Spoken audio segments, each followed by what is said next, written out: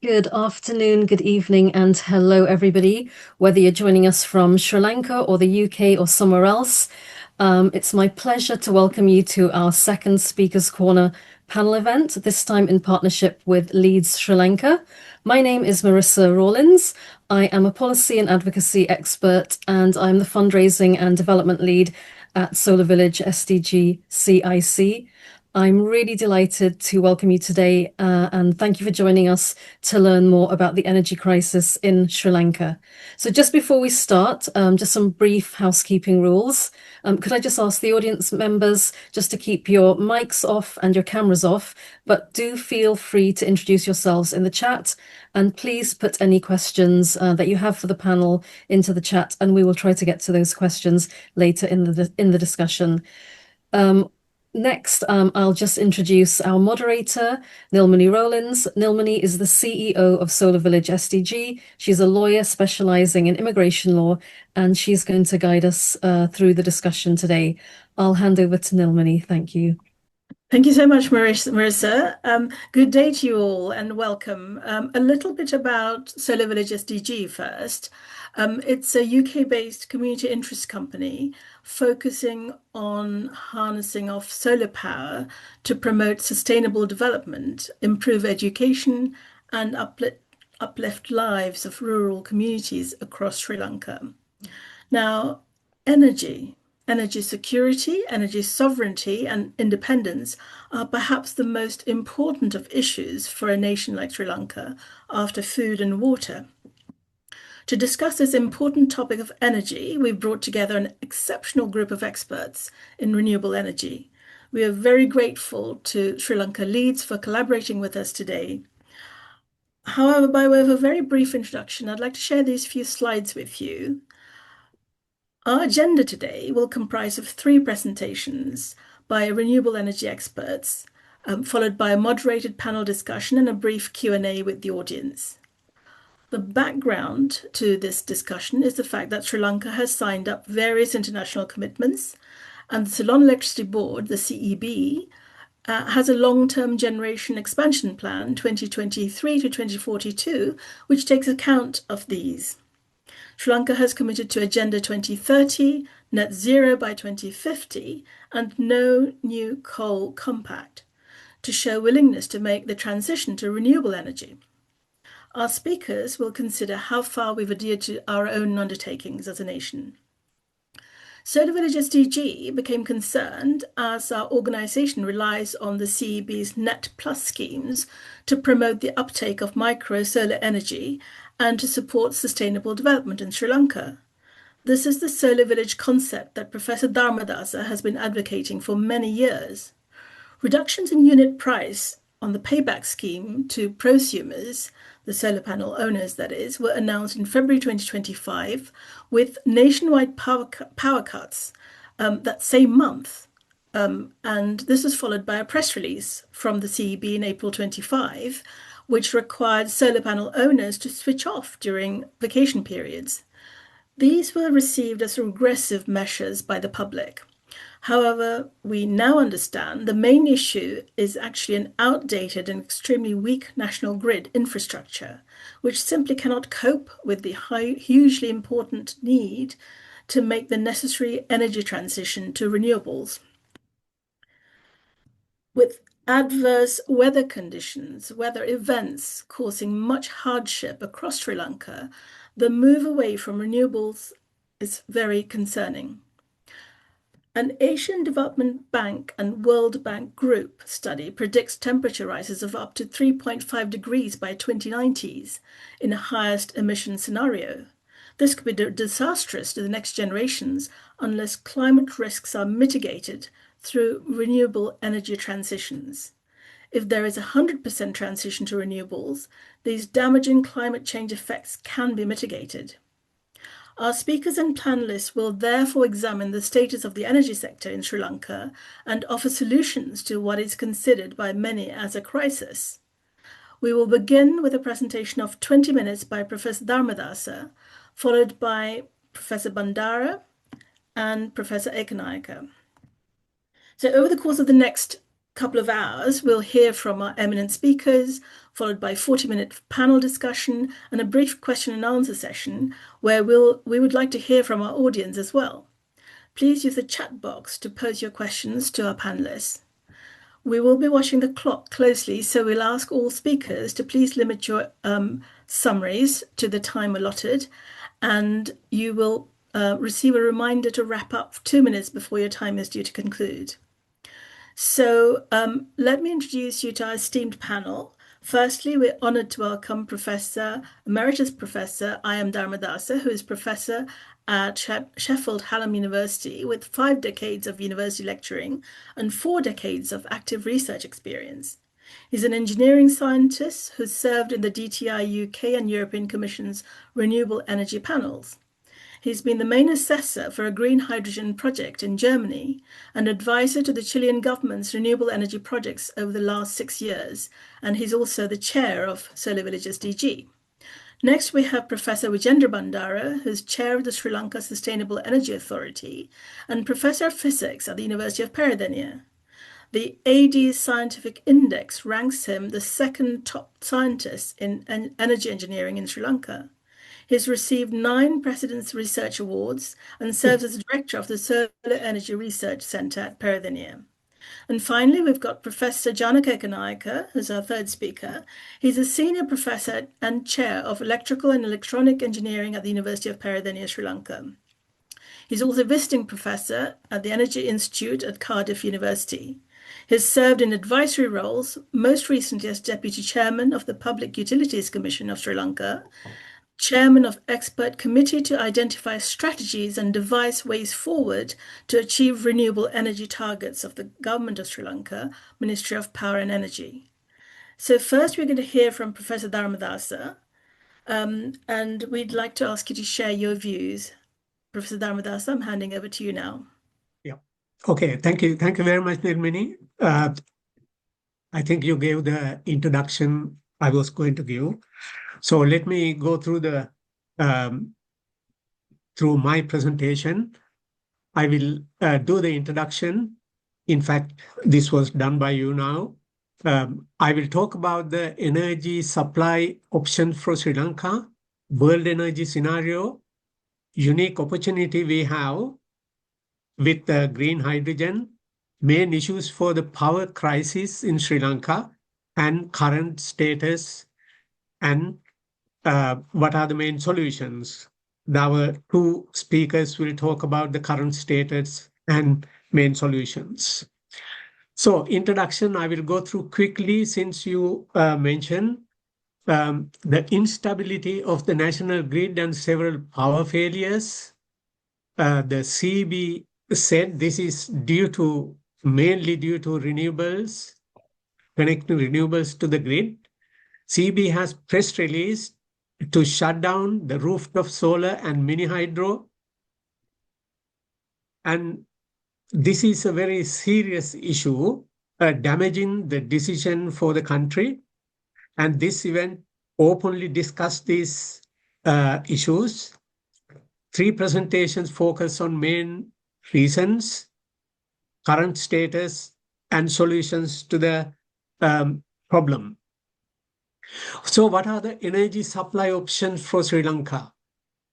As Nilmini mentioned a minute ago, Sri Lanka has committed with these 2 achieving 70% renewable energy by 2030, aiming for net zero emissions by 2050. Sri Lanka is blessed with a technology mix. These are the technologies we can use at the present moment: hydro, large hydro and mini hydro, and biomasses. This includes energy from waste, Dendro project, and biogas, and solar and wind. These are the renewable energy. And then we are using coal, oil, and gas. So these are the imported, expensive, and polluting. So we have 2 renewables plus imported fossils. And if you look at wave and tidal, they are also renewables, but they are not ready yet for Sri Lanka. Other energy technologies like nuclear and geothermal, they are expensive and also they have inherent dangers. So what we really need to do is to increase the renewables and gradually decrease the fossil fuels. That is what we need to do in the future. Let me talk about the world scenario. By the end of 2024, world has installed 4.5 terawatts of renewables. That is this much of gigawatts and this much of megawatts. And renewables, this is coming up as an unstoppable wave. No one can stop this trend. Last year, worldwide solar installation was 597 gigawatts. Just to give a comparison, Sri Lankan power production is about less than 5 gigawatts. If you look at the IRENA's energy analysis, they compare the energy use in year 2022 with predicted 2050 energy use. If you look at it, can you see the fossil fuel going down from 63% to 12%? Is a huge reduction. If you look at direct renewables going up from 23 to 52%. If you look at these three, all these three are renewables. That is going from 31% to these three, addition of these three, 81%. So this is where the trend is, the world is moving. We have a unique opportunity for Sri Lanka. We have to talk about this because we have to get ready for this. Now, people always talk about the intermittent nature of solar and wind. That's a real problem. But scientists have been working, and the solution is coming from green hydrogen in the future. The green hydrogen is the hydrogen gas produced by splitting water using renewable energy. There are two methods for renewable energy, the green hydrogen production. The first one is the photoelectrochemical method. You have a solid liquid junction here. It is like an electronic device. When the sunlight comes on, it creates electron hole pairs. Electrons moves to this one, and you get hydrogen from there, oxygen from here. The beauty of this is there is no external power provided here. The external power is the sunshine, natural sunshine. You don't need a battery or power supply. The main issue is the corrosion at this interface. So people are working, and there is a multi-million project in Germany. In fact, I was the main reviewer for that project. They are going ahead to sort out that problem. The second method is simple electrolysis of water. You need only 1.24 DC volts to break the water molecule. And this energy comes from solar or wind. So we can produce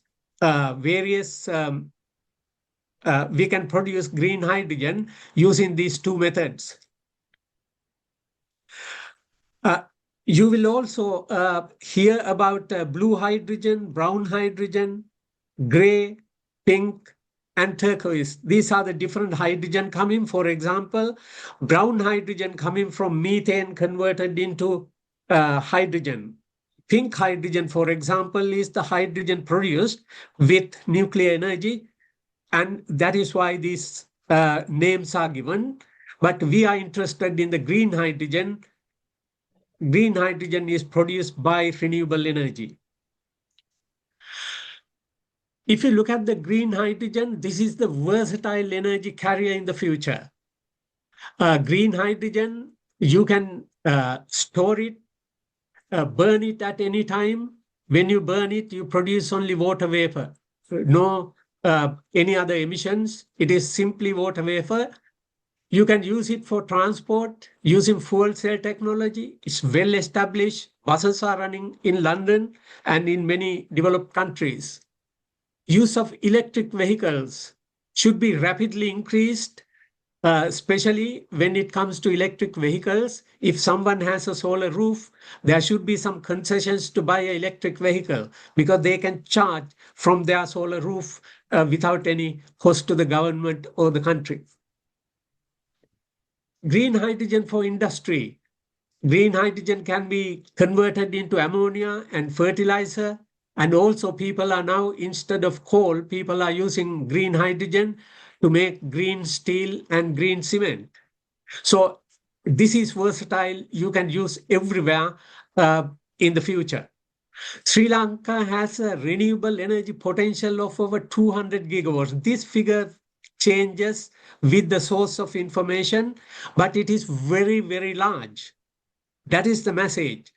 Current power production in Sri Lanka is less than 5 gigawatts.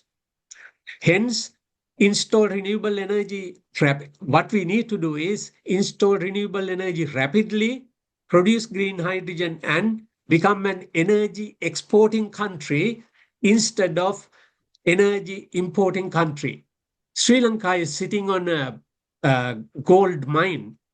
We should not miss this green hydrogen opportunity. We missed two of them in the past, IT bus and also the biomedical bus. We missed those two buses. We should not miss this green hydrogen opportunity in the future. So let me talk about the main issues for the power crisis. What I need to say is PV solar. I think I missed one. Right. Okay.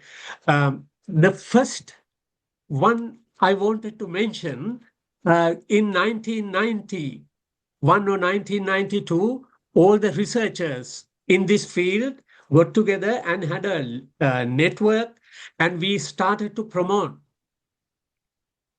And we had conferences. We started a regional network called SAREP, and we started Solar Asia Conference. In these conferences, we invited CEB as well, but the CEB presentation was ended with saying future of Sri Lanka is coal, coal, and coal. So unfortunately, CEB's main interest was imported coal for power generation. When I come to the second one, in fact, if you look at it, we need to go for 70% renewables by 2030 and net zero by 2050. However, CEB has high resistance towards renewable energy development in the country. I am speaking here on behalf of our network, research network, and CEB continues to promote expensive, polluting and imported fossil fuels. Please remember, in UK, they have closed down 1,250 coal mines. Both Labour government and the Conservative government closed these coal mines. Why? Because it's pollution. CEB is a government-owned organization, home to serve the nation. I think we need to. But what we have seen is CEB actions are counter to the Sri Lanka government's commitments. Another point I want to mention, we have been talking about solar energy battery systems. Usually batteries and PV goes hand in hand. We have been talking about this for 3 decades. Unfortunately, it hasn't happened. So what we need to do is bring battery systems and pumped water storage systems to save our energy.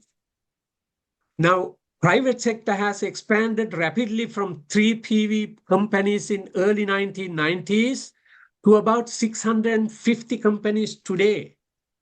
But unfortunately, CEB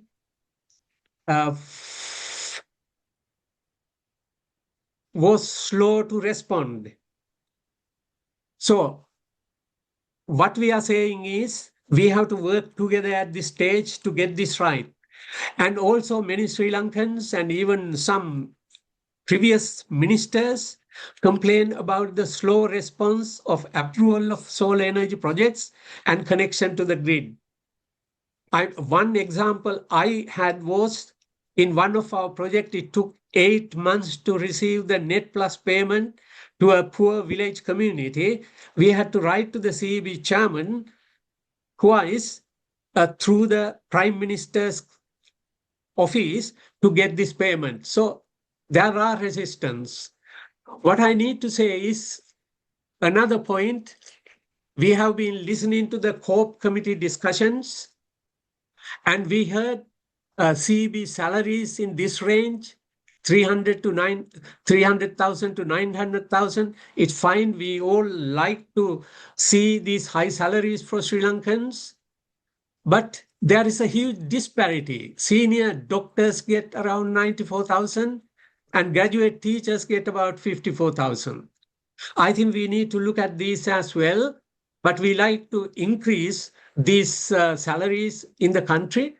And also we heard CEB salary increases by 25% every 3 years. So we need to perhaps, under new government's Clean Sri Lanka program, we need to look at these things so that we can have a similar. Even with these perks, Sri Lanka was, CEB was not supporting the Sri Lankan renewable energy sector. One other thing, CEB's data reporting is not very clear. They said 2004 they had high profits, but they reduced the solar tariff from 37 to 27 per unit. So if we do this, if we reduce this 27 rupees to 19, 17 and 15 per unit, that will really hit the PV development in the country. It will damage 60,000 employments in PV sector, and also it will affect the 100,000 rooftop solar owners. So I think even now we need to understand this. If we go ahead with these kind of things, it will indirectly have a knock-on effect on the popularity of the new government as well. So what we need to do is solar tariff should be increased. Instead of paying over 70 rupees per unit for diesel and oil generated power, what we need to do is go forward together. At the moment, CEB is taking Sri Lanka in the reverse direction from the worldwide trend. So my summary is this: use an energy mix for Sri Lanka. These are the energy mix: renewables, hydro, solar, wind, biomass, etc., plus fossil fuel. We have to use it. We have been using it. But what we need to do now is rapidly increase renewables and gradually reduce the use of imported fossil fuel. People tells me billions of rupees goes out of the country to import these. So what we need to do is use our indigenous energy sources, reduce imports of costly diesel and petrol and polluting coal, rapidly move to establish technology to produce green hydrogen. Please remember, we don't have to start from the beginning. In fact, the worldwide people are producing this technology. It is ready to use. We simply can buy it and start, because we have enough solar and hydrogen potential in the country. For energy security and energy sovereignty of Sri Lanka, become an energy exporting country rather than energy importing country. So we have that potential. It may not be 2 or 3 decades ahead. It will happen pretty quickly. So what we need to do is rapidly move towards, and also we have to increase the number of electric vehicles in the country, power them using renewables, and also use fuel cell technology. And green hydrogen is coming for transportation.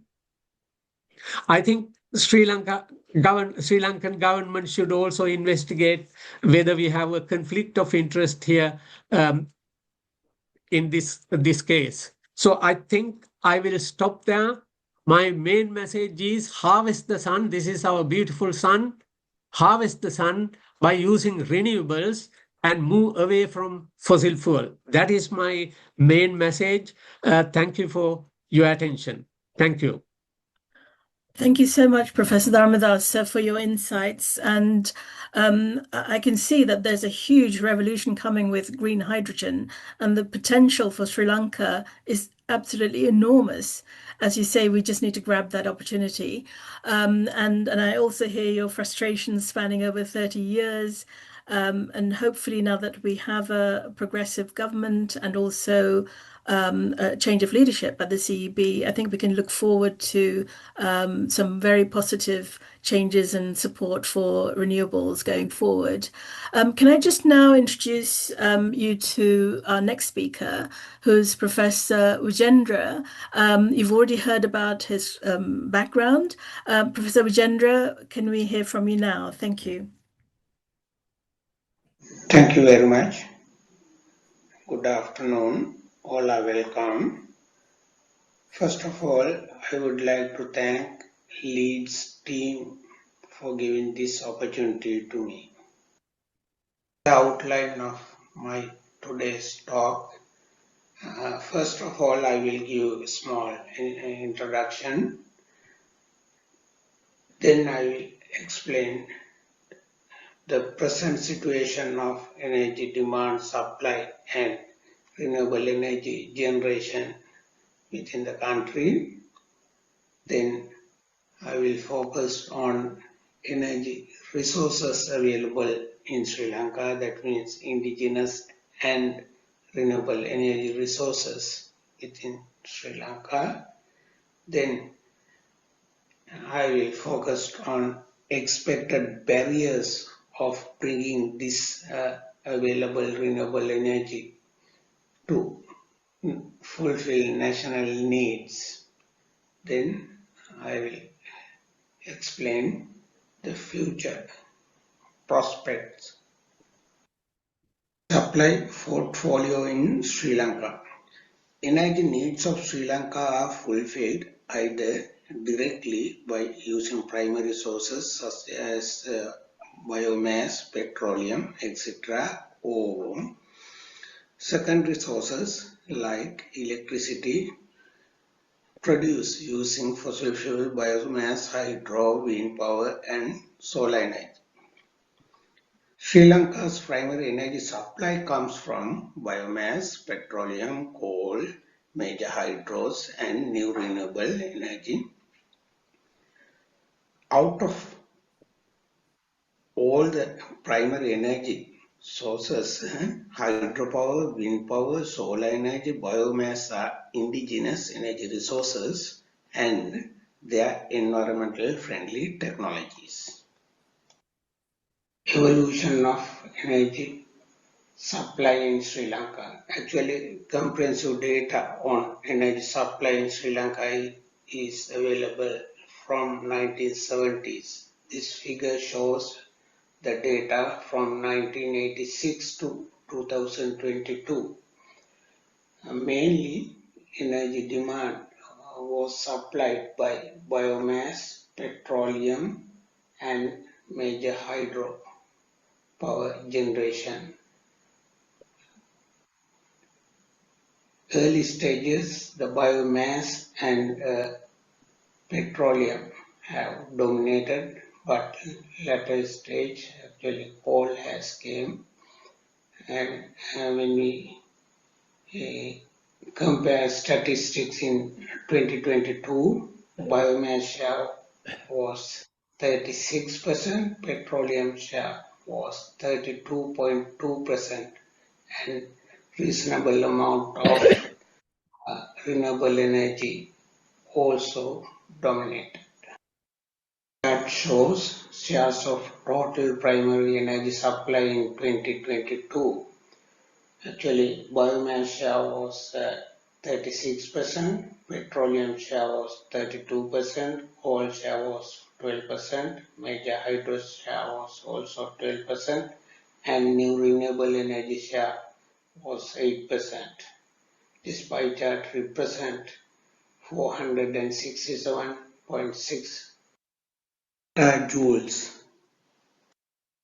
Now let's focus our attention on electricity generation. Actually, electricity is generated by different primary sources. Here, the right-hand side curve shows evolution from 1986 to 2022. Mainly, electricity is supplied by hydropower, thermal power plant, that means oil, mainly after 1994, and coal, then mainly after 2010, and renewables, actually new renewable generation also dominating now. The left-hand side curve shows the shares of each type. The contribution from new renewable energy for the national electricity supply. Actually, it is also increasing for all the type of new renewable energies.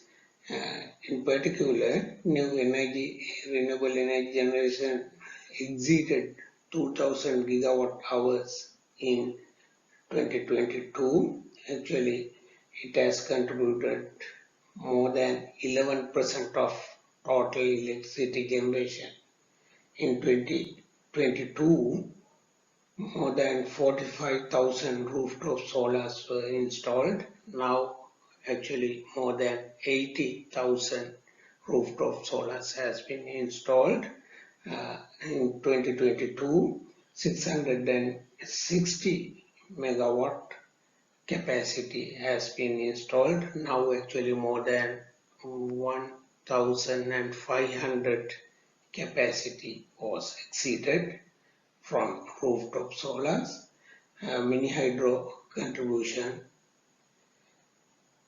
was 7.2 in 2022. Giving statistics of installed capacity.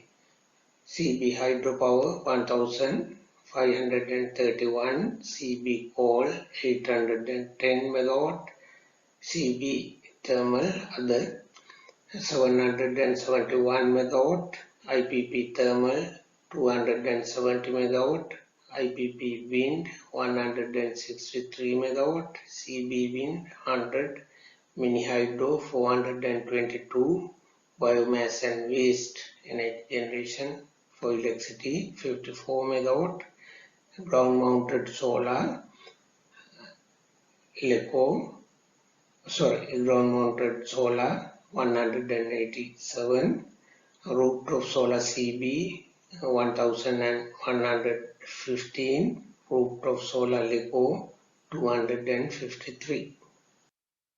Actually, new renewable energy resources such as hydro, biomass, wind, solar have been developed over the course of years throughout the country. I am giving very recent power generation statistics, actually statistics for last Friday, 6th June.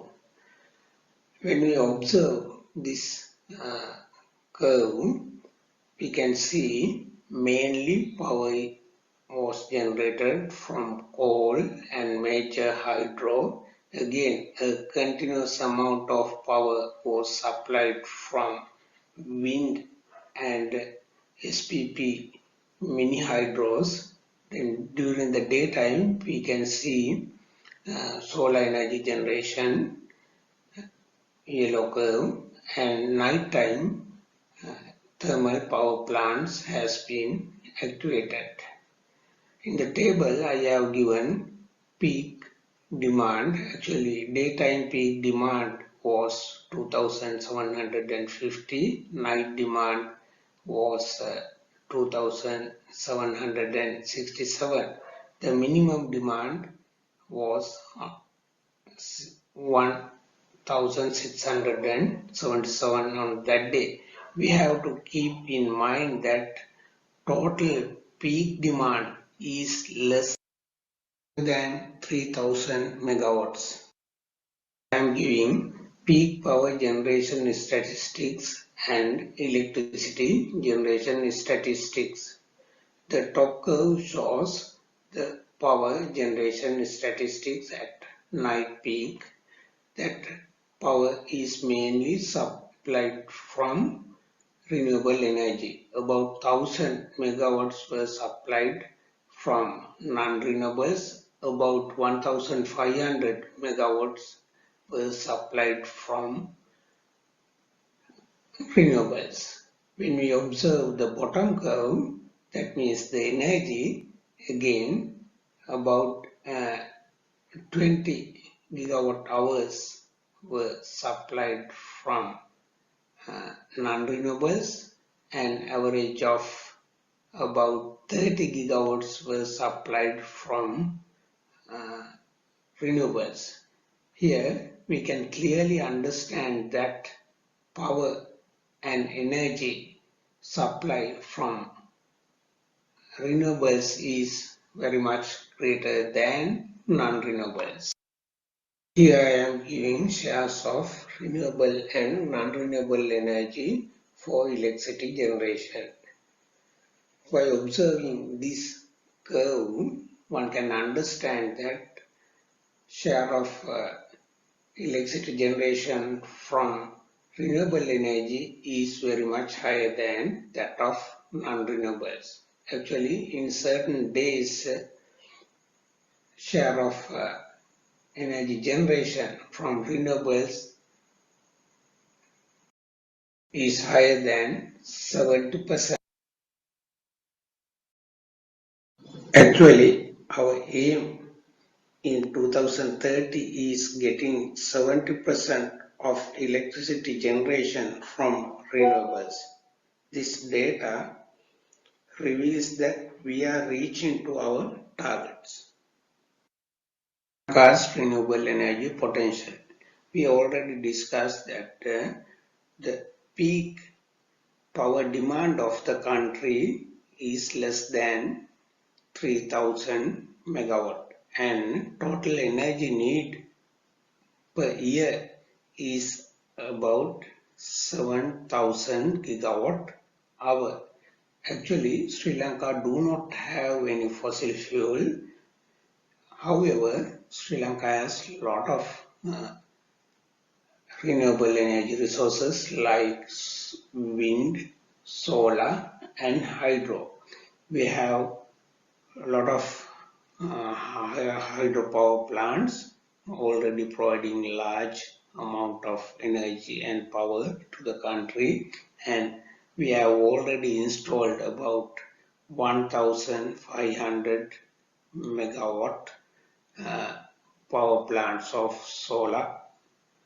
Then we have still potential for more energy supply from solar, especially by installing rooftop solars and ground-mounted solars. We have large areas suitable for that, and actually in a recent study, World Bank showed that Sri Lanka have potential of 56,000 megawatt for offshore wind power generation, and few years back NREL showed that Sri Lanka have potential for generating 24,000 megawatts from ground mounted wind power plants. Therefore, we have big potential, and our aim is to utilize those resources to supply countries' energy needs. Challenges of bringing renewable energy to national grid. Actually, all these renewable energy generation, wind, solar, hydro, are weather and climate dependent. Therefore, the intermittent nature of power generation is a big issue. The other challenges we are facing is related to lack of infrastructure development, because we have to develop transmission line to potential areas. We have to build urgently a smart grid to balance the grid and give time-based tariff. Then we need to build actually renewable energy generation forecasting system. Then we have to make storages, because the solar etc. are coming during the daytime. Therefore, we have to build battery storages, pump storages, and other storage mechanisms like green ammonia, green hydrogen production, etc. Challenges we face are related to social issues and conflicting demand for resource acquirement. Social issues are mainly coming from several departments, government departments and NGOs, and sometimes general public also protest against the development of renewable energy projects.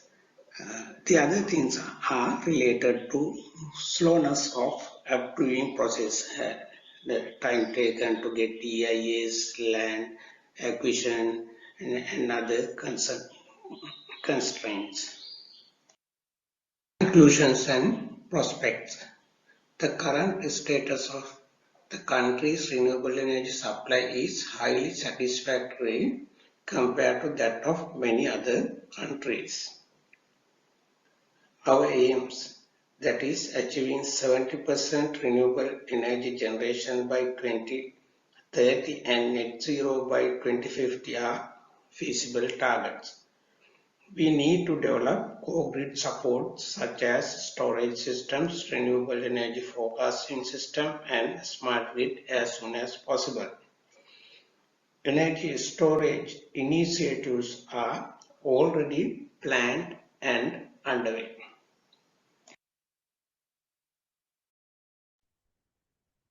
Okay, thank you very much for that illuminating set of statistics. We've learned a lot from that. And I think the audience and the panelists will have taken careful note of what you've said. I see that you're quite optimistic that we can still meet the targets by 2030 of 70% renewable, which is actually quite heartening. So there's quite a lot of prospects there, an enormous potential, as you said. So can we now move on to our third speaker, Professor Economica? Professor Economica, can I ask you to share your thoughts on the solutions for the energy predicaments?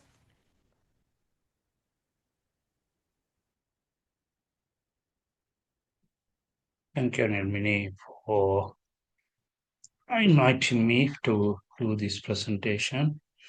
Can you hear me well? Yes, we can hear you. Thank you. Yeah, okay. So basically, I'll be talking about, one of the myth we have is, we have a completely brand new infrastructure to which we need to connect the renewables, but that's complete. So wrong, because we have a conventional power system already running.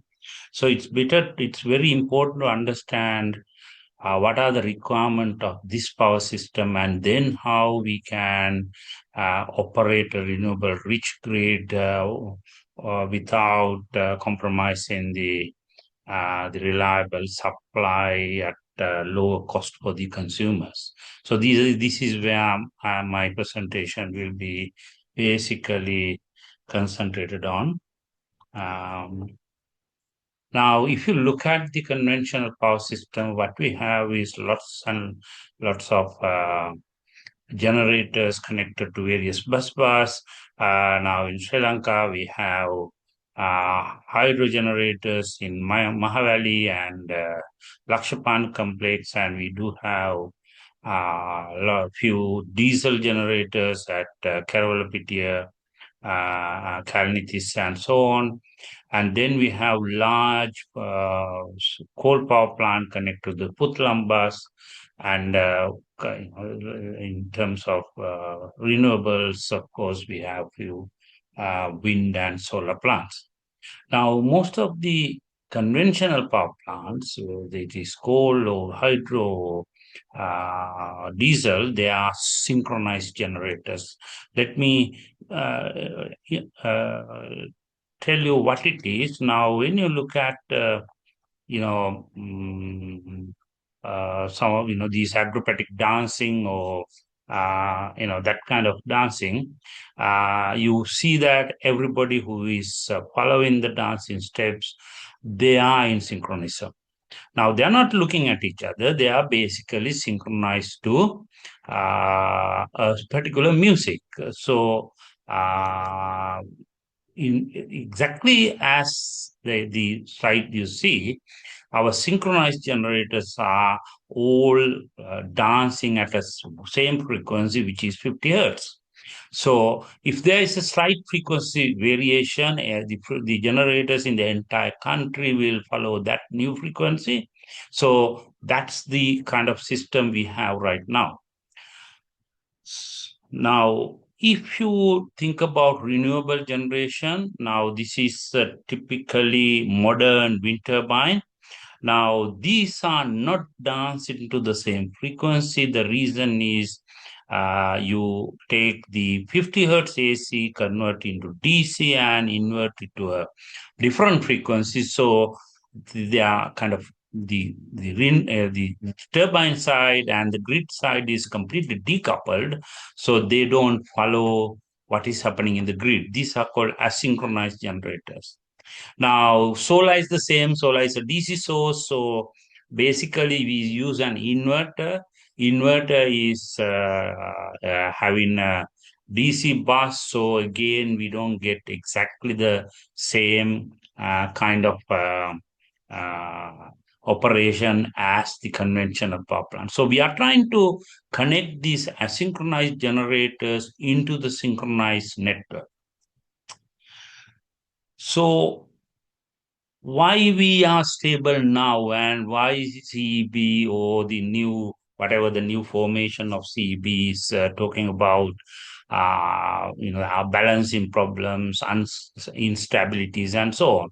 Now, I'm sure everybody knows Ring Around the Rosie or, the Kirikiri kind of uh, game.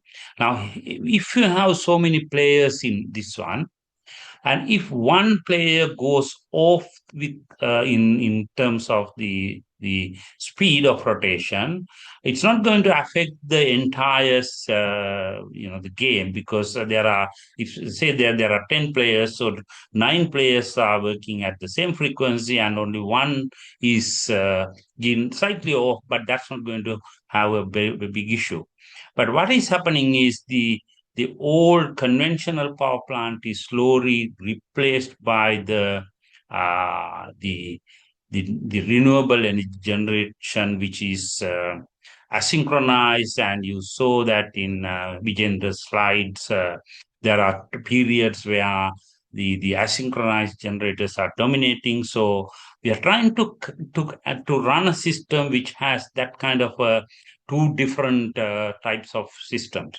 So the large generators, so the conventional generator have what we call the inertia, and when you replace them with the new asynchronous generators, we kind of reducing the system inertia. And it this the word inertia, we talk about inertia on universities, inertia on various organizations. The same here. There is the inertia is basically reluctant to change. So, but when you connect more and more renewable sources, this change can be easily happen. That can cause serious issues. For example, I'm showing you a London blackout picture I took. I can't remember the exact date, 2016 or somewhere. Now here that time also the UK had so many wind farms connected and lots of embedded generators, and you can see that there was two generators lost. They are nothing to do with renewables or anything. These are natural losses, and the frequency of the system quickly comes down, and that is the one which is kind of, we cannot control, especially when you have more and more asynchronous generators, because system inertia is so low. Luckily, of course, the UK has the Dinovich, which is the largest higher pump hydro they have. It is around 1.7 gigawatt, which can change its output from 0 to 1.3 gigawatt within 12 seconds. So they can flip this drop in frequency and bring the system back. Now, unfortunately, we were adding renewables, but the CB was not putting enough putting not kind of planning at adding energy storage as such. Now, of course, we can add energy storage. We like in the South Australia, the Tesla is putting centralized generation energy storage. Or the new electric vehicles are coming with V2G or V2L facility, so you can easily connect them to the grid and use as a distributed energy storage. And also, as Brother Dharmendra said, we do have fuel cells and other forms of energy storage to support the grid. Now, there is also these controllable clusters which are forming in some countries, which are in Australia. They have virtual power plants. Basically, several houses are connected together through ICT network. So in this particular case, it is South Salisbury, my mini grid. They have 90 Tesla batteries, 10 Samsung batteries, and lots of solar, each 4 kilowatt average, and local reposite controller, where custom internet to aggregate as a virtual power plant. So there are a lot of things happening to help the grid at the low at the kind of low voltage level. And also, many countries are introducing the smart grid, smart metering. Smart metering allows the national grid or the distribution system operator to get the information from every house, and that information goes to the system operator, and system operator can manipulate various things. They can disconnect the electric vehicles, so they can ask them to operate in V2G mode, and all that can be done when you have that kind of full, complete visibility of the network. Now, for Sri Lanka, of course, how I see it, and I heard the word smart grid being used in few of the slides before, but the smart grid it doesn't have any meaning if we don't go with the technologies associated with them. So I believe that we need to first add central energy storage, whether it's batteries or hydrogen with fuel cells or pump hydros. Now, the batteries and pump hydros are in the horizon. VLCB is planning for them. And then we also need to initiate clusters which are controllable and visible. We can encourage community energy clusters. And of course, more importantly, there are now, of course, if you go around in Sri Lanka, you can now see new vehicles, electric vehicles coming in. BYDs are there quite a lot, and I have seen few Audis, electric Audis. So all of them has V2G. So that we need to initiate those options. So these are kind of our way forward for 2030 targets, and I think the current government has already initiated most of these things except the hydrogen. So we can then form mini grids and connect them together to form. So this is kind of the bottom-up approach. But we also need to have a top-down approach when we go towards 2050 targets. And in order to modernize our grid, of course, the network layer is pretty much good now. We have few power electronics in operation, but very little. We don't have any HVDCs. We don't have any STATCOMs or static power compensators to provide the reactive power required for our grid. We do have some renewable energy and limited storage, but we need to increase them quite. And we have good sensors to tell what is happening in different parts of the network, but we do not have good smart metering network to tell what is happening at houses level. Then, of course, we are developing the ICT layer. There are ICT infrastructure developed at substation level, grid level, but very limited at the domestic level. Something which we don't have is the distribution automation in Sri Lanka right now, which is something which we required, and also and very recently we opened our modern control centers, but that should be we cannot run the system with lots of renewables towards 2050 with one control center. We will need distribution system operators with their own control centers. And I was told that that is now happening. ADB has given a loan, and CB has already set up project office to start the control centers at local level.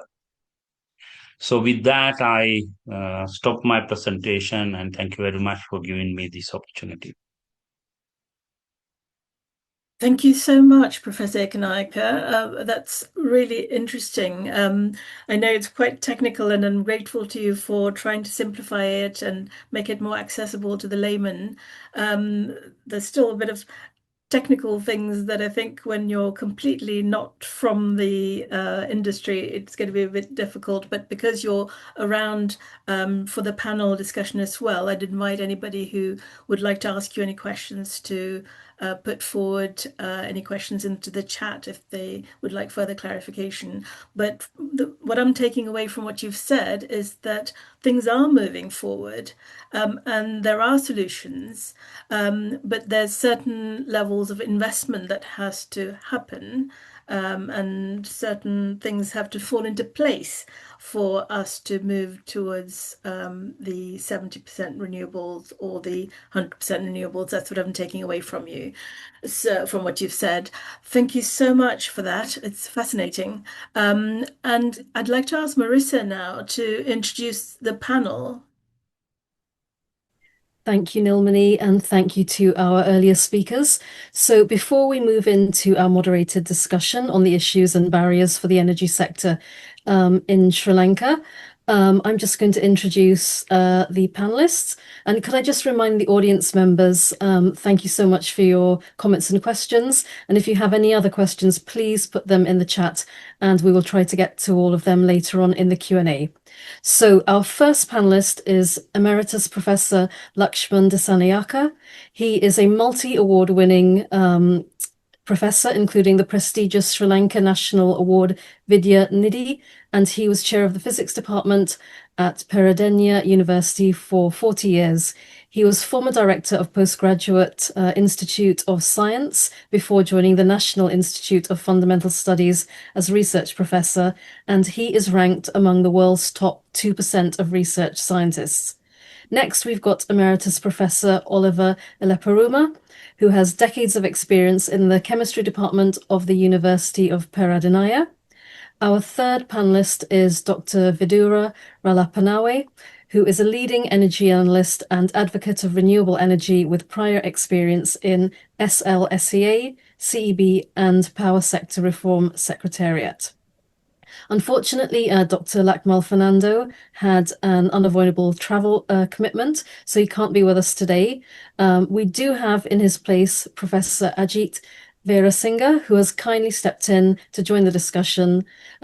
Professor Ajit is Associate Professor at Fresno State University on sabbatical and is chair on the recently formed Renewable Energy Development Front. So thank you all for joining us today, and thank you to our speakers who are on screen. I'll just hand over to Nilmoni to moderate the panel discussion. Thank you very much indeed, Marissa, and for introducing all the panel members. I'd like to ask also the speakers to join into the panel, and please put any questions into the Q&A as Marissa suggested. We'll pick them up at the end of the panel discussion. Let's kick off with a very simple question for the benefit of laymen like myself. The first question is to Professor Lakshman. Why are fossil fuels bad? Could you explain? Yeah, thank you, Nilmini. I will switch off the video so I can focus more on our stability of the system. Okay. Yeah. Why fossil fuels are bad? Okay. Three main areas: health impacts, environmental impacts, economic cost. Okay. When you come to the first category, health impacts, now we are producing electricity by burning a lot of coal, a lot of imported diesel, or even coal is imported. We are burning them. So as a result, our atmosphere is full of carbon particles, carbon dioxide gas, nitric oxide gas, sulfur dioxide gas. So this will this has led to many health hazards like lung cancer, particles in the bloodstream leading to conditions of asthma, heart attacks, strokes. Then this is happening globally, right? So it's a health impact in a global scale because of burning fossil fuels, okay? Coal and diesel mainly. Then the second one is environmental consequences. As a result of fossil fuel burning, there is a climate change unprecedented at an unprecedented level, as we have seen in the recent past, in the recent years, leading to rising global temperature. So it's similar to a greenhouse effect. Okay, you know what is greenhouse effect? Within a covered area, you trap the carbon dioxide, so the temperature goes up. So here, as a result of coal burning, we have got a free greenhouse, right?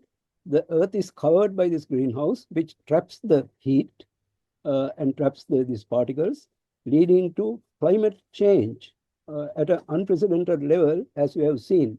Dubai gone under floods, ice cap melting, rising the sea level, and some countries are about to go underwater in some areas. So there are a lot of environmental changes, irreversible, because we are burning fossil fuels, okay? So health hazards, environmental hazards, economic cost. So health hazard means it comes with a huge health bill for the countries, okay? People get sick, so I have to treat them because we are burning fossil fuels. So these are all related. So environmental cost is long-term and unbearable sometimes to developing countries especially, and crops failure in addition. So the damage by floods, you know, so various kind of economic aspects. So considering all these three areas, health impact, environmental damage, economic costs, we must stop fossil fuel burning as early as we can. Thank you.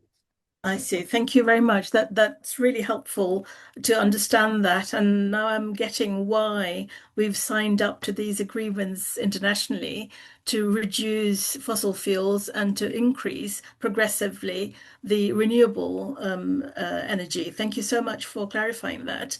Let's move on to an open-ended kind of question. Maybe I could put this firstly to Vidura, and I'll invite another member of the panel, perhaps Ajit, to follow up on that. Vidura, do you think that the Sri Lankan energy sector is in crisis? And if so, why? I think it is definitely in crisis for a few reasons. One is, if you look at the last few years, if you look at the last decade, we've been having a countrywide blackout every 18 months or so. which is quite unusual. I don't know of any other country of similar level of development that has the same. That's one. The second thing is that in quite a number of years, we've had fairly high electricity costs in the country, which is number two. And number three is that we still have not forgotten that we had 12-hour rolling blackouts just 3 years ago. So there is a big energy security problem. Now, leaving all of that aside, if you look at the last 12 years of data, 7 out of those 12 years, CB made quite big losses. And this and their debt had to be taken over by the government. And the largest debt write-off was in 2022, where we took over 450 billion rupees worth of debt into the treasury. Right. So what we have done is we've allowed the systematic failure of the utility to be socialized and make it every person in the country's problem. And the fundamental problems that we've had that created this issue, the lack of technical rigor in the work, the quite high fossil fuel dominance in the grid, and very inefficient and technically backward, vertically integrated state-owned utility that has not proven that they've been up to the mark in terms of delivering the kind of services that we expect, have not shifted. So we've taken over the losses. We are living with the blackouts. We are living with high fossil fuel dominance. We are living with high electricity cost and in the same structure. So we haven't actually addressed the root causes that generate it. Now, CB balance sheets may look nice now, but if you don't address the fundamental problems, we are going to go back into a crisis again. I see. Thank you. That's interesting. Does Professor Ajit, do you have anything to add to that? You're muted, by the way. Sorry. Please unmute. Right. Thanks, Vidura. Yes, lack of preparedness of CEB is very evident in left, right, and center. But having said that one, solar energy as a worldwide technology has been improving or economically improving since 2012. We first achieved the grid parity 2012 in sunny belt countries. So Sri Lanka is no exception. Sri Lanka, renewable energy is affordable to most people. That's the average person's energy. So what happens, there will be innovative solutions regardless of the CEB's preparedness or not. People will go off-grid systems, people will have hybrid systems. So people will continue to add their own solutions. Our people are very resilient. Yes, we need a very thorough overview of effectively an alternative to the prosumers, who to sell their electricity, who to buy electricity from. That is lacking. If it happens, we will see, I think it's called unbundling happens. Vidura will have a right phrase for that one. We need to have a competitive alternative to where to buy electricity, where to sell electricity. Then it takes off. It happened in the UK while I was there. It has happened several countries. There used to be one utility provider. It opened up. Once it opens up, there will be free and fair competition, and innovation will begin to flow. So in short term, yes, there's a crisis, but in long term, we can overcome this. Okay, thank you. I'll probably pick up on this question of unbundling with her a little bit later. But we hear the CEB mentioned quite a lot. I'd like to understand exactly the status of the CEB. Is there somebody who could assist us to understand what the status is of CEB? Professor Leperuma, can you assist us there? Can you unmute, please, Professor Leperuma? You might need to unmute first, please. Okay. CEB has been the central provider of electricity in Sri Lanka for a long time. But their policy planning, from our experience, which Professor Dharmadas and myself had, they never believed in renewables. So this is the real problem, because their generation plans did not include renewables from about 1990s when we started the solar campaign.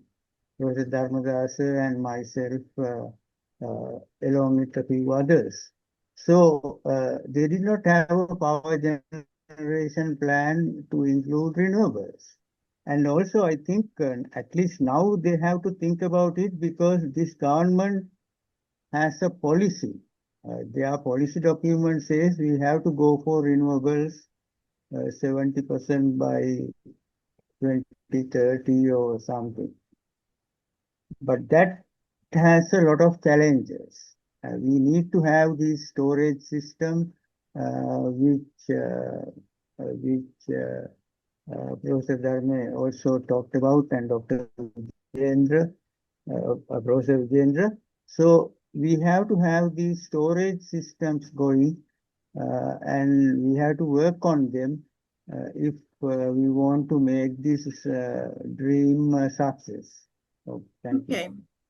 All right. Thank you for that, Professor Lepruma. Lately, Sri Lanka has been experiencing these frequent power cuts, as Vidura mentioned earlier on. Is this happening because of the country's electricity system simply being very old, and because the new renewable energy sources are being added and it can't cope with it? Could Professor Lakshman or one of you in the panel just explain why the power cuts are happening in very layman's terms? So can I take a stab at that? But let me also answer a kind of what I believe is a myth that is persisting. And that myth is that this 70% renewable target or this high renewable targets are an exception because Sri Lankan electricity sector is a still growing sector. So whether we take a fossil fuel pathway or whether we take a renewable centric pathway, there is significant investments that has to come in. So transmission has to be developed in either case. The distribution has to be developed in either case. Sorry, Vidura, your voice Things is like fading a storage bit. can come in cheaper. Okay, so things like so transmission and distribution upgrades are necessary whether we go on a renewable pathway or a fossil fuel pathway. You just have to look at the 2018 transmission development plan of CEB and 2023. The costs are only marginally different. So there is no additional cost because we are going on a renewable energy pathway. And if you actually strategically use renewable energy and storage, you can actually reduce the transmission cost. But CB's problem is that their transmission development plan and generation plan are not synchronized. They are done in different time frames, different horizons, so there is a problem. In terms of supporting renewable energy, things like syncons that can easily fix quite a lot of the problems before even going to storage, is easily deployable. So what we are not doing is looking at the globally in technology and saying, here's how we need to address this problem, right? So this, I think, is the first issue that we need to understand. Now, what you're talking about is actually not power cuts. These are blackouts. They're completely different things. The problem with blackouts is that we have a grid that is completely it's nothing to do with renewables. Let me just put this very, very straightforward. Let me give you specific problems that we are facing that is the risk that we are carrying in our grid. Number one, our transmission protection system is completely unsound. How do we know this? Last year, there was a study done by EPRI and USAID where they analyzed 1,500 relays of the transmission system and found out that 500 of the 1,500 relays are incorrectly programmed, that they are not able to address technical issues if they come and behave accordingly, which is what we've been seeing in blackout after blackout. So this is the problem number one. Problem number two is that our hydropower plants, which are supposed to come in either as a frequency control response or as reserves that are sitting during operations, their governance are not working properly. So we know this from the last blackout report. We've done the analysis. Literally, none of the governance we have actually responds like a frequency control system. What I mean by that, let me be less technical. If there is a deviation between supply and demand, there are some generators are allocated to respond to this variation. So if the demand drops, we have to have a reduction in generation. If the demand increases or generation drops, we have to have an increase in generation. So certain machines are allocated to respond to these real-time changes. So in Sri Lanka, it's generally the hydro reservoirs, certain hydro plants that are located. The devices that do this automatic control do not work. Right? I see. So it's happening in Victoria. So what we are looking at is a systemic failure by the utility to keep its proper protection systems running. Now, what happens is that when you have high renewables, these problems just push you beyond the crisis point. But the problem is not renewables. The problem is the fundamental weakness of the systems that we just spoke about. Right. Nilmini, just a minute. Nilmini, can you give just 2 minutes to Professor Janaka Ekanayaka? Yes. This problem. Again, actually, I also need certain time because I am the only one representing a government agency. Then Yes. there are big criticism for CB side in the absence of them. And but I don't know whether you invited them or not. Yes, in fact, I think, is that Professor Janaka speaking there? Professor Janaka, we did actually invite a representative from the CEB to this discussion, but we didn't actually hear from them. So if you're able to kind of present that alternative view and explain what the CEB position is, that would be really helpful. Please explain from that side of the coin. Thank you.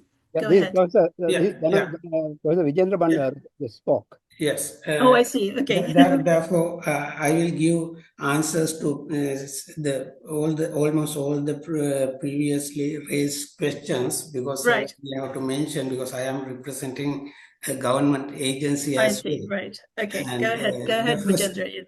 first Yes. thing, I would like if CB is represented here. And Yes. first thing, I will take first question. And first, I will tell something about CB because now actually country is almost achieve 100% electrification. And in my slides, I showed that during last month, in several days, actually, renewable energy, not the power, energy generation has exceeded 70%. That means something has done because these statistics are go with well-developed countries. And because our renewable energy generation for certain days exceed 70%. That means renewable energy generation infrastructure development has done. We cannot say they haven't done anything or so on because 100% achieving 100% electrification is also a big achievement. I am not going to defend CB or represent CB, but CB side should give answers to that.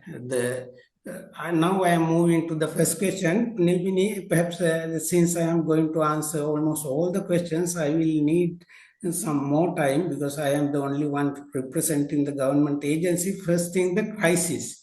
Actually, there's a problem in the country, and I would not like to name it as a crisis. Crisis means it is a very big issue. I think blackout in the recent past, one blackout was happened. It has happened in the well-developed countries, America, France, UK, as Professor IM also mentioned. Those things have happened. Professor Janak mentioned that. Yeah, certain blackouts.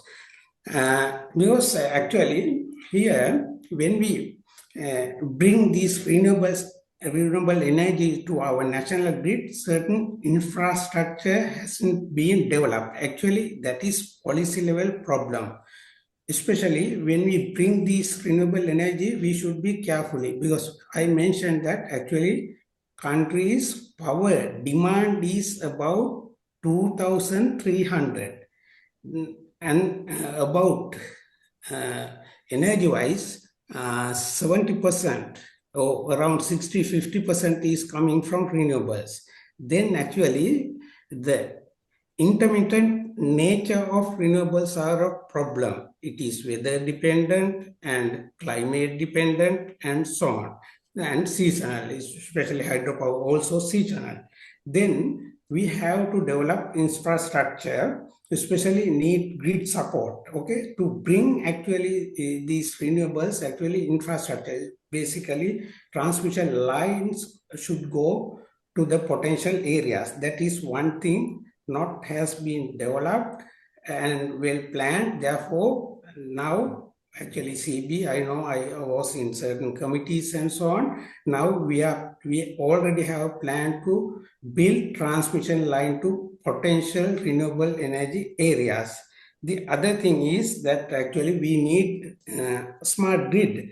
A smart grid is not a simple word or popular word. With smart grid, we can achieve so many things, because actually we can give time-based tariff. With time-based tariff, actually peak hours electricity usage can be reduced, and the Sundays, so that less demand hours we can increase in electricity usage by giving low tariff. That is one important thing of building smart grid.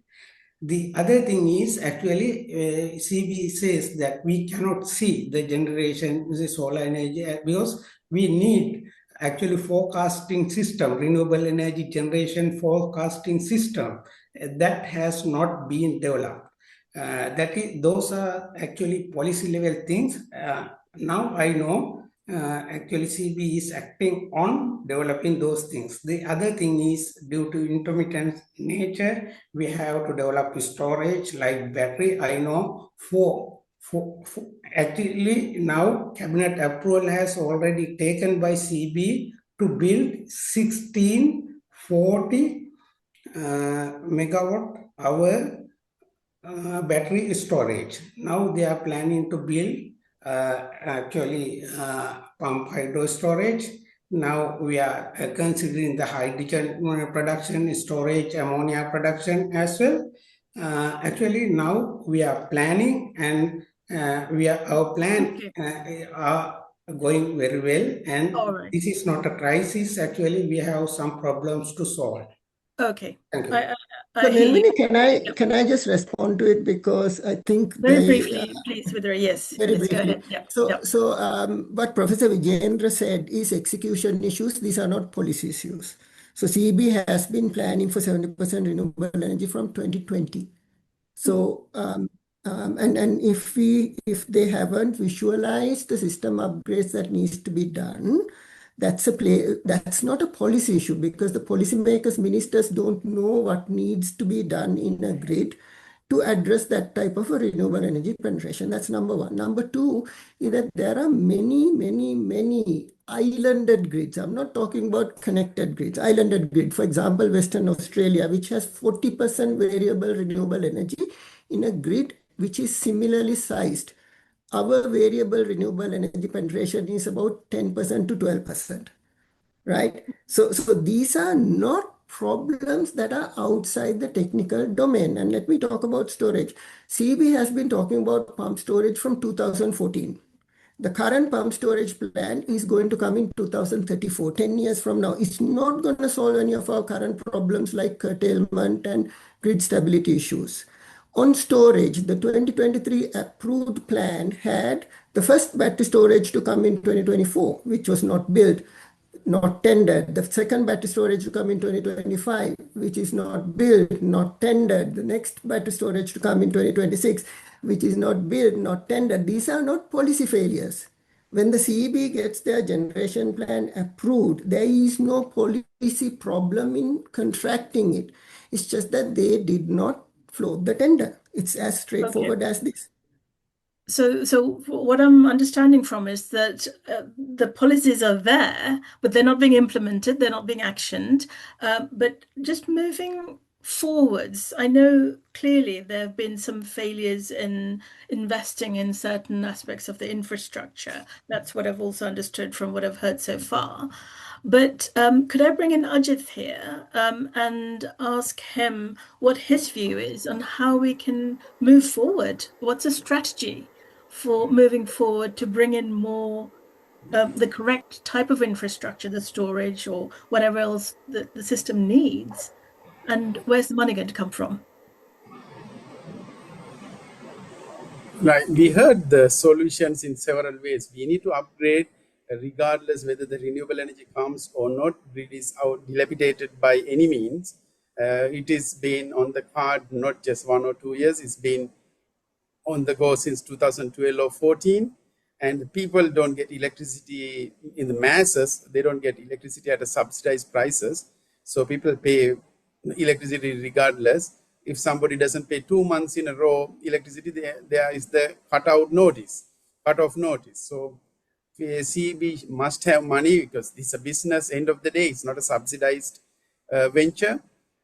Yes, we have a smaller percentage, something like 50 units or something at a reduced price, but overall 50 or beyond 50 rupees per kilowatt hour is very common, and our generation prices are exorbitant. I heard from the CEB's mouth it is the most expensive in the area, South Asian region. So that their definition, they are charging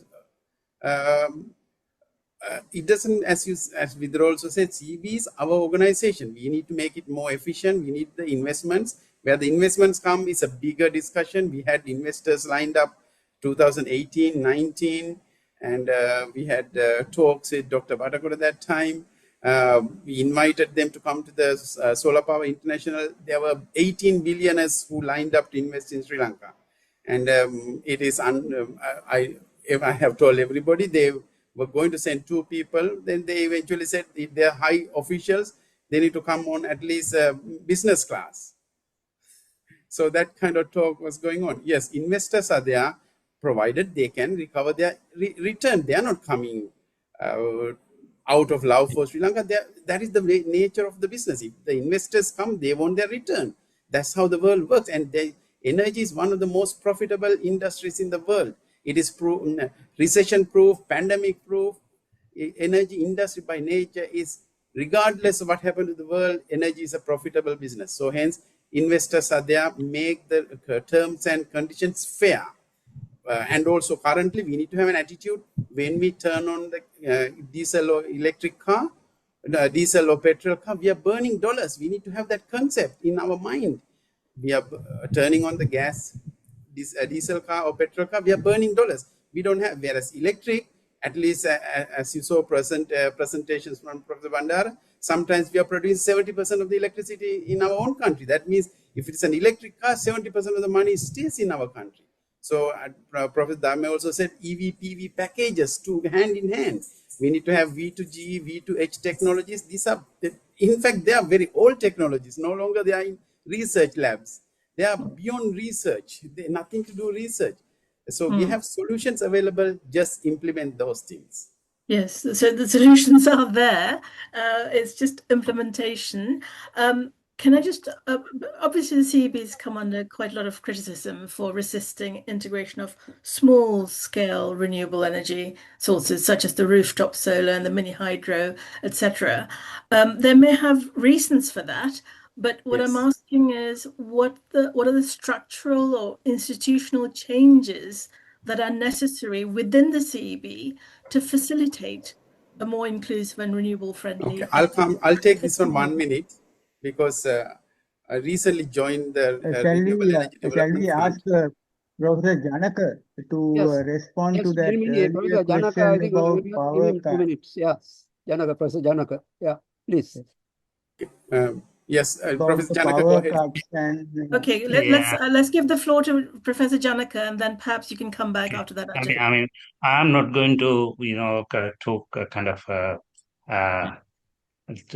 what you call it, I mean, I don't know how you invited the CEB people here, whether to whom that invitation went, and I can't talk on behalf of CEB, but I can talk about the kind of technical things behind some of these questions that you are asking. The first question is, of course, what kind of structural changes required to absorb renewables in CB? I think, I mean, we don't know what will happen to CEB very soon. There won't be something called CEB. There will be different entities. One is looking after the entire kind of planning and operations. Another one is looking after the transmission network, and the new act which was gazetted on 16th of May is talking about putting the 5 distribution operators together to a energy supply company or something. So I'm not very clear what will happen to the CEB. So, but I'm clear about one thing. When you say CEB is not, like it, even though it says Ceylon Electricity Board, it has the engineers are well qualified. They know exactly what they are doing. Otherwise, the chief engineer planning of CEB will not be absorbed by the National Energy Renewable Energy Labs US. So they are technically they are sound. But remember that the CB is not run by engineers. There are few top players. There's a board of directors appointed by the government. Then there is a ministry, and the ministry officials are could be secretaries are usually government. So it can't be just the that institution alone which is responsible for not floating tenders. So there is all kind of things around them. So Right. I don't believe that the CB engineers can't understand what to be done, what not to be done to achieve 70%. If you read the last long-term generation plan, they have very clearly said what is required. But this is exactly the case. We have a plan, but these plans were kind of submitted to PUCSL, and then we never execute these plans. So I think what is required is, if you wanted to achieve a stable system with 100% renewables, the carbon neutrality, we should develop a plan, not by getting everybody on board, and make sure that we stick to that plan. This CB plan was never stick to. Every government will come and change the plan, so they are going back to the drawing board, restart the process. So it's Okay. not the CB engineers who are faulty. Yeah. It is the policy that is given to them. So and these blackouts, I mean, for example, I can talk about all the blackouts happen in the world except the last Spanish Yeah, I mean, one, because let's stick to Sri I'm not Lanka. that. Yeah, Yeah. let's stick to Sri Lanka. Thank you, Professor Janaka. I hear what you're saying, that what we need is implementation of those plans. The plans exist. And I will come back to Vidra in a short moment to understand this concept of unbundling and partial bundling, because that's what I understand has been going on within the CBS as an institution. But before that, I really want to understand about how we can bring in a small scale solar and hydro, because I think that's what's of great interest to the average person. Ajit, can you assist us there? Yeah, I mean, Yes, that's what thank I you. told. If you want me to talk, or Ajit, sorry, Yes, I yes, didn't hear. Ajit, please, Oh, yes. sorry. Last few months, I met hundreds of people who have these small solar installation companies, no less than 300 companies. So it is, they have done wonderful tasks, I think, Professor Banda's presentation, about 25% of the power, I don't know how much of energy is that, 25% of the power is coming from solar installations now, rooftop and ground mount. That's not a small task to get that much of power coming to with zero investment from CEB. If that was done in the last few years, I would love to extrapolate that one, fast forward another 5 years, empower them, empower these small investors. And some of these, or most of these investors are, in fact, pensioners who's got 6, 8 lakhs, 10 lakhs. They invest their money in power. They become prosumers, as Dr. Dharma used that word. So give them a chance to make fair bit of money by investing in solar, as well as provide our own local energy.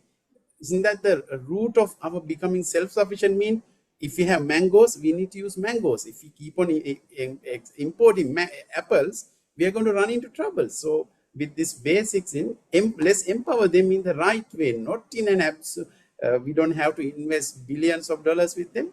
Little bit of a subsidy, or even if we put our heads together, LCOE, that's the levelized cost of energy, is the cheapest for renewable energy. Even though in our country, somehow coal is seen as level of cost, LCOE is cheaper. It is beyond the physics, beyond the thermodynamics, beyond the energy understanding. So let's empower them. Then they will do wonders. Yes, so I mean, so it's quite clear that the small prosumer, the small solar panel holder, if that can be expanded, it'll take away the pressure from the CEB in the first place. But that we need to incentivize such people for renewable energy to grow. But the problem, from the way I understand it, the infrastructure isn't yet there to absorb them. Is that right, Vidura? Is that the problem? Sorry, you're muted. Sorry, you're muted, Vidura. Vidura, you're muted. I just lost you, Nirmini. Can you ask the question again? Yeah, I mean, my understanding is that we need to incentivize the small prosumer in order for renewables to grow. That's one way of renewable energy growing. Obviously, need much more than that. But is the problem that the infrastructure hasn't had the investment it needs to support that, to cope with the small prosumer, because that's what we got from the April 2025 press release from the CEB. Okay, so I think there are multiple aspects to this. One of the limitations that we have for small renewable energy growth is the limitation in our distribution systems, right? So this requires infrastructure. Now in LECO, for example, the distribution systems are fairly better, so there is less problems there than in CB. That's because they've been investing on that. So this is number one. Number two is that the larger renewable energy integration aspects have not been really looked into, and that also becomes a problem now. How bad is the problem? We honestly don't know, because we've never really done a technical assessment of system strength of the CEB. That's number one side.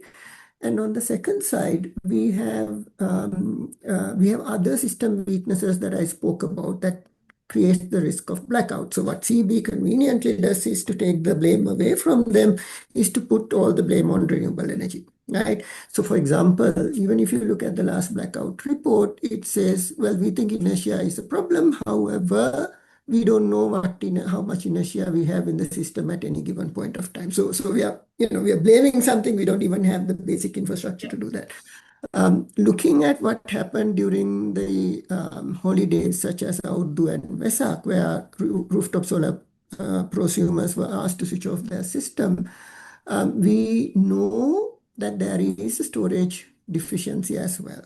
This is something that we knew, as I mentioned, from 2023 generation plan. If you look at their curtailment figures, you know that this problem is coming. So part of the problems were identified but not addressed. So there is a technical problem, but these are not complicated ones to solve. Remove, right? Okay. And I want to also go back to something else. there is fundamentally two benefits of using the small scale renewable energy as part of the problem, right? One is that if you look at large scale systems, in a lot of the time, you can build the large scale solar plant, but the transmission line to evacuate that power takes much longer. Right. The advantage of rooftop solar and distributed systems is that you plug into the distribution grid, there's no transmission loss, there's no distribution loss, and you're able to take in much more renewable energy faster. So your solution actually gets off the ground faster than anything else. The second part of it is all of this is rupee terms. Now, if you look at this, the 100 megawatt Siambalandua solar park, everything else is in dollar. So for a consumer, this is this. But what is happening in the government level is that they are saying, well, small scale solar developers don't need a good rate of return. So there is an economic disincentivization that is happening by the government, which is holding the progress. All right. So just talking about the economics and prices again, what matters to the average person on the streets is how much is my electricity bill going to cost me at the end of the month? That's what's important for all householders. So can I ask Professor Lakshman, based on what Professor Dharmadas has said earlier on, how do we turn things around from the fossil fuels, which are incredibly expensive, those imports that are incredibly expensive, and the coal, the diesel, etc., How do we turn things around so that we have the much cheaper renewable energy being accessible to the average householder? Professor Lakshman. Yeah, Nilmini, I think as Professor Vijendra Bandara mentioned, and also Professor Ajit Veerasinghe and Professor Janaka and Vidura and everybody, we have already sufficient renewable energy. Mind you, 70% is including hydro. Okay, including hydro, 70%, right? So hydro, solar, wind, other main contributors to that renewable 70% renewable energy. Now, our target given by the UN is by 2030, 70% renewable. We are already there, according to Professor Vijendra Bandara, 60% already there. So can we, next 5 years, can we integrate or add 10% of renewable? That is the challenge, because we don't have any more hydro to be tapped, except some mini or micro, not a large scale. So no more hydro, let's assume. And we have plenty of solar, plenty of wind. So how to integrate this into the national grid is the challenge. As Professor Janaka mentioned, smart grid will be quite expensive for Sri Lankans to handle. We already have a grid, national grid. So we must try other options like storage, battery storage, pump storage, smart metering, and things like this is the other option that we must do in order to add this balance 10% of solar and wind. So could I ask you, what are the, or anybody in the panel, I'm going to throw this open now. What are the costs involved? I mean, I've heard this term smart grid, and I understand it's a bit of a loose term anyway. But what are the costs involved in the infrastructure investments we'll require to be 70% renewable energy by 2030? It's only 5 years away, and then 100% by 2050, net zero. What are the sort of costs involved, and who's going to provide the funds for that? It's open to Janaka will have some idea first. I mean, Professor basically, yeah. Yes, Professor Janaka, go ahead. Sorry, are you muted? Yeah. Professor Janaka? Yeah. Okay. Yeah, can you hear me? Yeah. Yes, we can hear you now, yes. Yeah. Now, basically, that's what I said. We need to have two approaches towards 2030. We should not I fully agree that we must go from bottom-up approach, but we need to be to decide where which areas we want this bottom up. It can't be kind of rural areas will not have enough investors to put up solar, and the grid is not that strong to support the solar integration. So we need to start with the certain urban areas. That is why LECO is doing very well. Um, and likewise, we need to have a very clear plan and go for the low-hanging fruits to start with. And then towards 2050, of course, we need to use all the technologies that are required to run the system with 0% conventional. Yeah, we're losing you there. Okay, I'm sorry, we've lost your sound. No. What happened was I got a I'm now connected to my phone and got a phone call. Sorry. Go ahead. Yeah. Go ahead. Yeah. So we need to very carefully pick what technologies we should select, because I mean, as the Vijayendra very correctly showed, we have achieved 70%, but the issue is, can we run the system with 70%? By making sure that it's secure and it's reliable and so on and so forth. So I think what is required is only that bit, not the energy can be achieved, but the security, stability, and that kind of things required little planning and very carefully pick the technologies that suits the country, and then have a clear plan towards 2050. Okay, thank you. Can I make a correction? Sorry, a quick correction. Very quickly, because we're running out of time. Sure, we only have 54. If you look at 2024 data, we only have 54% renewables in the grid. So it's not 60, it's not 70. So let's be clear. We have 15%, 16% to add by 2030. Yeah. Okay. Nilmini, could I take 1 or 2 minutes, please? Yes, go ahead, Professor Dhammadasa. Sorry. Yeah. I was listening to everyone. While listening, I made a few points. I just want to go through those points. Number one is, Vijayendra is right. We did 100% electrification. If you go to villages, the 60-watt bulb is just like a candle. We have a very fragile and weak grid, so we have to continuously improve it. Going towards smart grid doesn't mean that it is going to be a smart grid. It is going to be an improved one. We have to introduce battery storage and things like pumping, water pumping systems. Number two, people say that on Sundays we have too much solar. What we need to do is we need to introduce a policy to provide electricity for half price during that day. Then the SMEs and new businesses will come work on Sundays and they will benefit. In fact, in UK, Scottish Power provide half price electricity during weekends. So these are simple things to introduce, perhaps.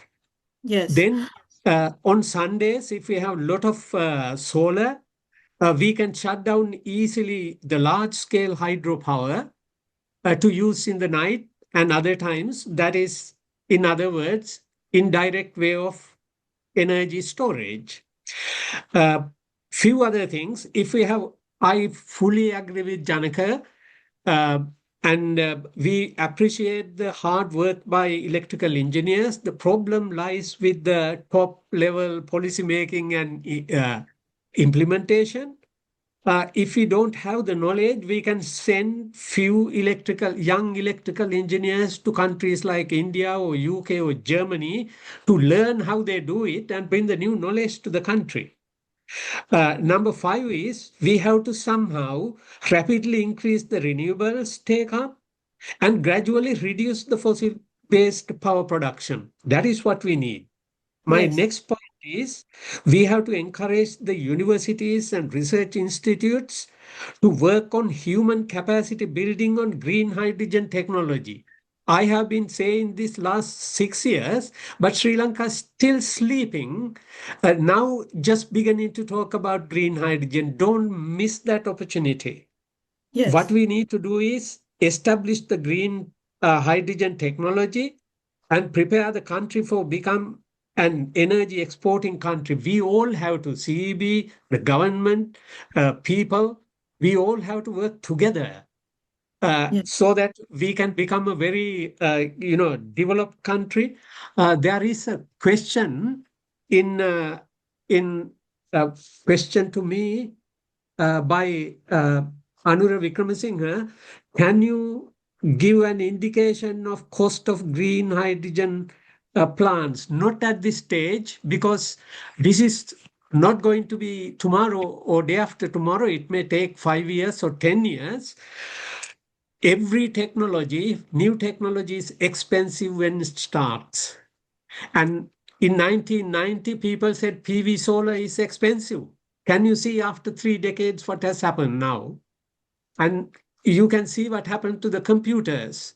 The prices go down. So similarly, green hydrogen will do the same thing. It is a new technology. Please remember, it will come pretty quickly. That's all Yes. I want to say. We all have to work together, CEB Yes. and government and everybody. I applaud new government's start of research and development centers in the country. The research and development centers are the people who bring new knowledge to the country. People need to listen to them as well. Our problem was we had a research consortium from Yes. 1990. People didn't listen to us. That is the problem. Yes. Thank you. Thank you, Professor Dharmadar. So that those are very valuable insights and contributions there. And I understand what you're saying about the importance of moving towards green hydrogen, cleaner, cheaper electricity, and we can become an exporter of these things rather than importing expensive fossil fuels. But initially, it could be quite expensive, like with any new technology. But we do need to move on to at least a couple of questions from the audience.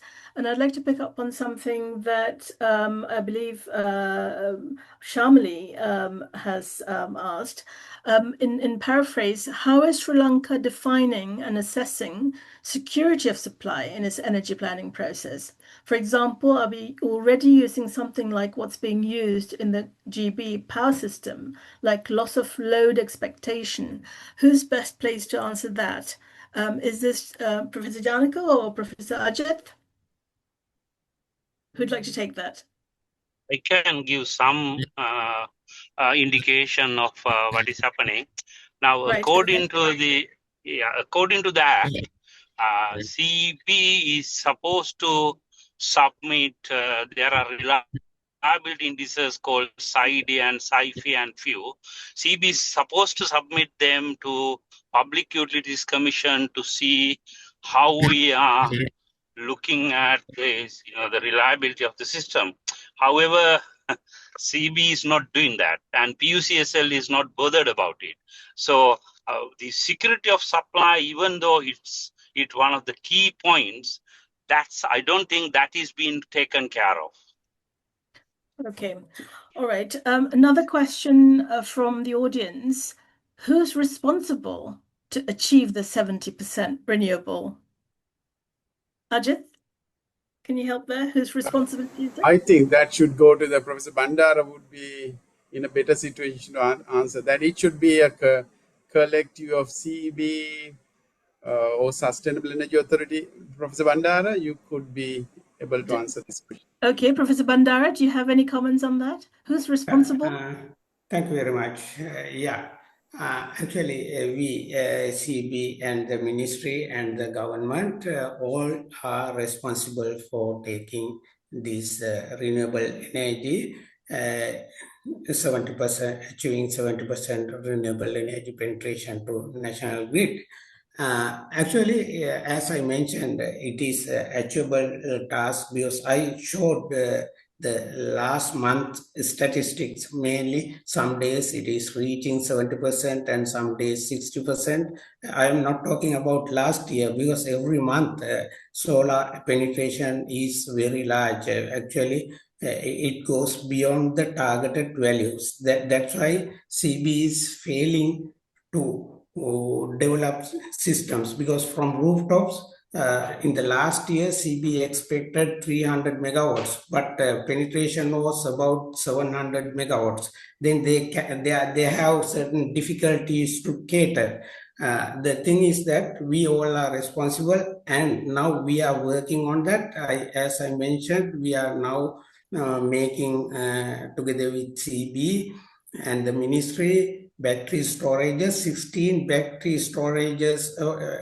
Already cabinet approval is given for 60 battery storage and pump storage, and now we are floating actually tenders for wind, about 100 200 megawatt plants, and very recently Siambalando solar project will come about 100 megawatts and so on. We are building floating solars and so on. I think it is an achievable task with the infrastructure development. Thank you. Okay, thank you for that. What you're saying is things are moving in the right direction, but perhaps we need to accelerate things a little bit. But I've got another question from the audience, from Ains Newman, who's saying, does the CEB or the national energy system as a whole have a clear citizen-friendly strategy to streamline the adoption of solar energy from initial approval to grid connection and energy crediting, so that the solar power process becomes a smooth and empowering experience rather than a prolonged struggle if we're to really achieve the 70% renewable energy target by 2030. So can these be made a bit more citizen friendly? And also one from myself, are the citizens involved in this process at all? Who's best placed to answer that amongst you? So maybe I can take that. Yes, go ahead with it. I think the problem has always been that, I think somebody else mentioned this earlier also, is EB's resistance towards renewable energy. I think when the government announced the 70% target, CB spent 2 years blocking it in every which way. And their generation plans are also not really aligned to deliver that. Now, the problem with the citizen-friendly approach requires a certain amount of public consultation and engagement with public in your planning process, in your procurement decision-making, but these things currently are missing in the equations. I'll give you 2 examples. When the generation plans are done, the public consultation is done after the plan is completed by the PUCSL. So the public's feedback is not really something CEB welcomes or incorporated. In fact, CEB went to sue PUCSL for conducting public consultations on their generation planning. That's number 1. Number 2 is when the renewable energy tariffs were reduced by the cabinet. The developers, I know Professor Ajit was also involved, for months tried to get a single meeting with the minister and the secretary to discuss why these tariffs are inappropriate to be instituted. But they couldn't get a meeting. So in a way, their decision-making in a lot of these areas actually exclude public consultation and exclude public on a premise that we know better than the public and we don't need to discuss that. So this mindset clearly has to change. And I think a lot of the comments I've read is asking why there's no adequate public consultation, and that has to be built into the basic foundation of the entity for us to move forward. Okay, thank you for that, Vidura. That's really insightful. Could I ask Ajith to perhaps have the last word? What do we need to do to change the scenario around? What do we need to do? What's the first thing we need to do, and what's the next step? I wish I had this answer very quickly. Not as simple as that, but in short, you only have 2 minutes. Empower the people who are willing to invest in local solar power systems, upgrade the local transformers, have a limit on sometimes one rich person can put up a 50 kilowatt system in comparison to put a 5 kilowatt system on everybody's roof would be better than putting large systems on few people's houses also. So my battery might run out. That is my short answer. Empower the prosumers. Okay, thank you. Just actually, I want to ask the very last question from Dharme by asking Professor Dharme, do you agree with Professor Ajith? Do you have anything to add? How do we turn things around? Professor Dharme? Thank you. I think I mentioned what we need to do. We need to improve the grid continuously, bring the storage systems, and bring a new policy. I mean, when people say Sunday we have too much solar energy, that is good news for me. And what we need to do is, have a new policy and give half price electricity on Sundays. SMEs, new people will use that energy to develop themselves. That is good sign. So we are not in a crisis there. So I think I mentioned increase the renewables, reduce fossil fuel, go for green hydrogen. That is my final words. I think